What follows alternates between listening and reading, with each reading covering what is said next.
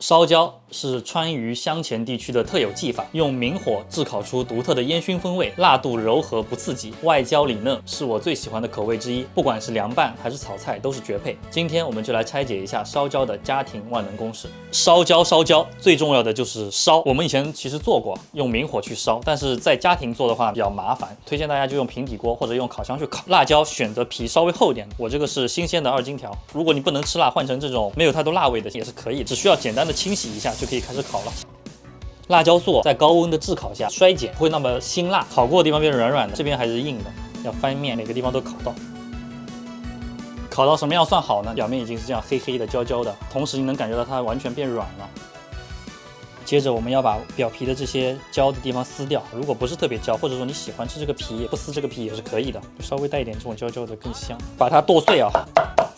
冲爛也很好吃，那種黏黏糊糊的，家庭裡面一般沒有嘛，我們就用這種剁就好了。醬要稍微炒一下，我這邊就用豬油，因為我們家的人接受不了菜籽油的那个味道，搭配一點植物油也是可以的，根据個人的需求來了。當地一般會淋到上面去，放好多油，但是我覺得這樣的做法就油太大了，不適合我們這種減脂人群。都這麼大坨豬油了還減脂啊？融化之後，先把蒜末倒進去，稍微炒一下，小火炒。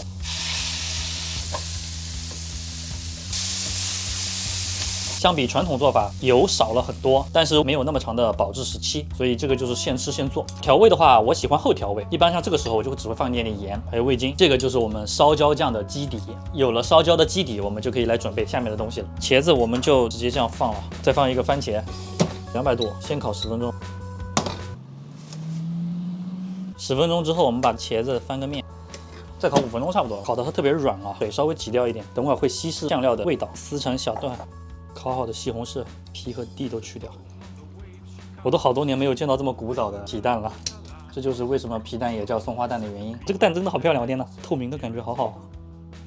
放上我們的燒焦醬，這裡面只有一點點鹽和味精的底味，所以我們還需要再額外的調一下味道。蒸魚豉油15克，醋5克，上一期澆過的紅蔥頭油。注意啊，你這裡換了一個勺子，因為這個勺子它裡面有水，弄到這個油裡面，這個油就不容易保存，一定要用一個乾燥的勺子去弄它。再來一點點白糖。攪拌均勻。如果喜歡吃燒焦醬重一點，就把燒焦醬再多放一點就可以了。別看它看着糊裡糊塗的，它的味道真是絕殺。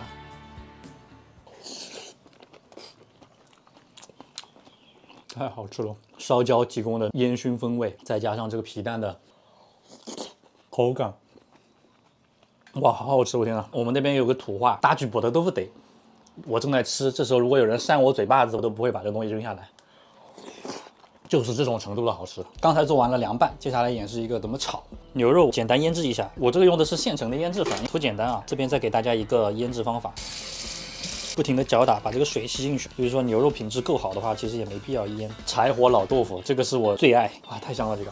豆腐我們掰開，不要刀切，不容易掛到味道。把它過一下水，多煮5分鐘。豆腐煮好之後，把它撈出來，水要稍微瀝掉一點。剛才我們醃好的牛肉還是煮豆腐的這鍋水，我們就不浪費了，直接丟進去，攪一下，熟了就好了，3、5秒吧，倒出來備用。把蒜和燒焦都炒出香味來，大火猛猛燒它，要開水。調味就蠔油、糖、鹽，自己口味來調了啊。我只是告訴大家這樣的做法。水開之後，如果你覺得這個湯不夠稠，可以打一下薄芡。我覺得這個湯還是比較稠的，我就不打了。你推開它的時候，它後面是空了一塊，看到嗎？這就說明濃稠度是夠的。把我們剛才的牛肉丟進去，快速滑散。牛肉進去之後不要煮太久了，只要稍微煮一下就可以了。這個肉，太好吃了！想象一下，有了這個燒焦的底醬，你可以用來做燒焦的魚，可以做燒焦的豆腐，可以做燒焦的肉，可以用來涼拌，它是一個非常萬能的基礎醬料。你如果說直接在家裡買那個燒焦醬也是可以的，這地方我最好是打個廣告，但是沒有。